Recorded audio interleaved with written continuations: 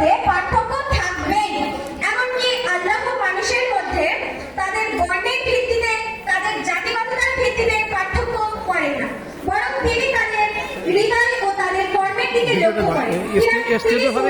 আহজাবের 35 নম্বর আয়াতে বলেছেন, ইন্নাল মুসলিমিনা ওয়াল মুসলিমাত ওয়াল মুমিনিনা ওয়াল মুমিনাত ওয়াল কানিতিনা ওয়াল কানিতাত, নিশ্চয়ই মুসলিম পুরুষ ও নারী, মুমিন পুরুষ ও নারী, অনুগত পুরুষ ও নারী, সত্যবাদী পুরুষ ও নারী, ধৈর্যশীল পুরুষ ও নারী, নিজের লজ্জাস্থান হেফাজতকারী পুরুষ ও নারী, আল্লাহকে অধিক স্মরণকারী পুরুষ ও নারী, তাদের জন্য আল্লাহ মাগফিরাত ও মহান প্রতিদান প্রস্তুত রেখেছেন।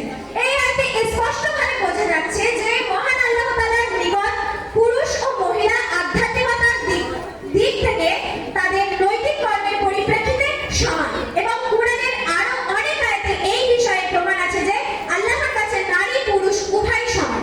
আবার আল্লাহ তাআলা সূরা নিসার 124 নম্বর আয়াতে বলেন, যে ব্যক্তি ভালো কাজ করবে, হোক সে পুরুষ কিংবা নারী, এবং সে যদি ঈমানদার হয়, এরূপ লোক জান্নাতে দাখিল হবে, আর তাদের প্রতি বিন্দু মাত্র অবিচার করা হবে না। তাহলে এখন বোঝাই যাচ্ছে যে আল্লাহ বিচার করবেন মানুষ হিসাবে, নারী বা পুরুষ হিসাবে নয়। সুতরাং আমরা নারী বা পুরুষের সমমর্যাদায় বিশ্বাসী।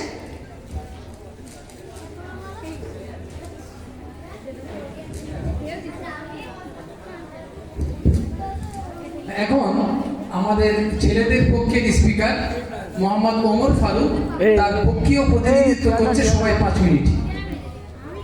السلام عليكم ورحمة الله وبركاته. نحمده ونصلي على رسوله الكريم. أما بعد، أعوذ بالله من الشيطان الرجيم. بسم الله الرحمن الرحيم. قال الله تعالى في القرآن المجيد: يا أيها الناس اتقوا ربكم الذي خلقكم من نفس واحدة وخلق منها زوجها وقال النبي صلى الله عليه وسلم: النساء حبلة الشيطان أو كما قال عليه الصلاة والسلام. সমস্ত প্রশংসা সেই মহান রব্বুল আলামিনের, যিনি আমাদেরকে সৃষ্টি করেছেন। তারপরে পরে জানাই লাকায়ে নামদার তাজদারে মওজুদার হযরত মুহাম্মদ সাল্লাল্লাহু আলাইহি ওয়াসাল্লামের উপর দরুদের হাজরা সবাই পড়ি সাল্লাল্লাহু আলাইহি ওয়াসাল্লাম। আজ ঐতিহ্যবাহী হাজি মুসলিমের মঞ্চ কর্তৃক আয়োজিত ডিবেটের মাননীয় স্পিকার এবং উপবিষ্ট আমার অভিজ্ঞ শিক্ষক মণ্ডলী এবং শ্রদ্ধাভাজন এবং আমার সম্মুখে উপবিষ্ট আমার ভাই বোনেরা, সবাইকে জানাই আমার আন্তরিক অন্তরস্থল থেকে প্রীতি ও শুভেচ্ছা। আজকে আমি যে বিষয়টি নিয়ে আলোচনা করব, মহান রব্বুল আলামিন তিনি অবশ্যই নারীদেরকে সম্মান দিয়েছেন। মহান রব্বুল আলামিন তিনি নারীদের সম্মানটা তুলে ধরেছেন। যেমন রাসূলুল্লাহ সাল্লাল্লাহু আলাইহি ওয়াসাল্লামের কাছে জিজ্ঞাসা করা হলো, আমরা কাকে বেশি ভালোবাসবো? তখন নবী সাল্লাল্লাহু আলাইহি ওয়াসাল্লাম বললেন যে তোমাদের মাদের বেশি ভালোবাসো। কিন্তু রাসূলুল্লাহ সাল্লাল্লাহু আলাইহি ওয়াসাল্লাম এই কথা দ্বারা প্রমাণ হয় না যে নারীদের সম্মান বেশি। যেমন পবিত্র কোরআনে সূরা নিসার প্রথম আয়াতে আল্লাহ পাক রব্বুল আলামিন বলেন, ইয়া আইয়ুহান নাসু তাকু রাব্বাকুম, হে মানুষ মণ্ডলী, তোমরা আল্লাহকে ভয় করো। আল্লাযী খালাকাকুম মিন নাফসিন ওয়াহিদা, যিনি তোমাদেরকে একটি মাত্র নফস থেকে সৃষ্টি করেছেন, একটি মাত্র আত্মা থেকে সৃষ্টি করেছেন। অর্থাৎ আল্লাহ পাক রব্বুল আলামিন তিনি প্রথম আদম আলাইহিস সালামকে সৃষ্টি করেছেন। আদম আলাইহিস সালামকে সৃষ্টি করে গোটা মানব মণ্ডলী, গোটা এই সভ্যতা সৃষ্টি করেছেন একটি মাত্র নফস থেকে। হযরত আদম আলাইহিস সালাম ছিলেন একজন পুরুষ। এই আদম আলাইহিস সালাম পুরুষ থাকার কারণে আল্লাহ রাব্বুল আলামিন পুরুষদের শ্রেষ্ঠত্ব বর্ণনা করেছেন। এছাড়া নবী সাল্লাল্লাহু আলাইহি ওয়াসাল্লাম আরো বলেন, আন-নিসাউ হিবালাতুশ শাইতান, মহিলাগণ হচ্ছে শয়তানের ফাঁদ। ফর এক্সাম্পল, আমরা দেখতে পাই যখন জান্নাতের মধ্যে হযরত আদম আলাইহিস সালামকে শয়তান বিভ্রান্ত করার চেষ্টা করে, কিন্তু আদম আলাইহিস সালামকে বিভ্রান্ত করতে পারেনি। তখন হযরত হাওয়া আলাইহিস সালামের দ্বারা আদম আলাইহিস সালামকে বিভ্রান্ত করার, এমনকি পৃথিবীর জমিনে প্রথম যে রক্তপাত ঘটে সেটাও মাত্র একটা মহিলার কারণে ছিল। আমার মূল বক্তব্য হচ্ছে, ইসলাম নারীদেরকে সম্মান দেয়নি? অবশ্যই ইসলাম নারীদের সম্মান দিয়েছেন। অবশ্যই ইসলাম নারীদের সম্মান দিয়েছেন। নারীদের সম্মান তারা ইসলামের যুগে ছিল না। হযরত মুহাম্মদ সাল্লাল্লাহু আলাইহি ওয়াসাল্লাম তিনি নারীদের সম্মান দিয়েছেন। আমরা জানি নবী সাল্লাল্লাহু আলাইহি ওয়াসাল্লাম যেরূপ বলেছেন যে মহিলাদের বা মায়েদের সম্মানের কথা, যিনি বলেছেন মুহাম্মদ সাল্লাল্লাহু আলাইহি ওয়াসাল্লাম তিনি হচ্ছে সবচেয়ে সম্মানের বেশি অধিকারী। কিন্তু তিনি সবচেয়ে বেশি সম্মানের অধিকারী হয় মুহাম্মদ সাল্লাল্লাহু আলাইহি ওয়াসাল্লাম, তিনি একজন পুরুষ। তিনি পুরুষ হওয়া সত্ত্বেও তিনি নারীদের সম্মান দিয়েছেন। এই পুরুষ মানে নারীদের সম্মানটা দেওয়া শিখেছে পুরুষরা। তবে এই পুরুষরা কেন তারা নারীদের থেকে পিছিয়ে থাকবে? এছাড়া নবী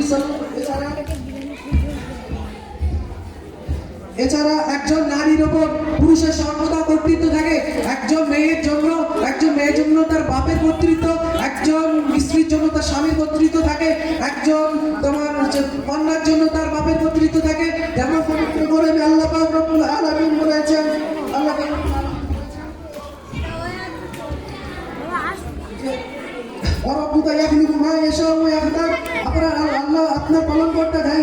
করেন এবং যাকে ইচ্ছা শ্রেষ্ঠত্ব মর্যাদা দান করেন।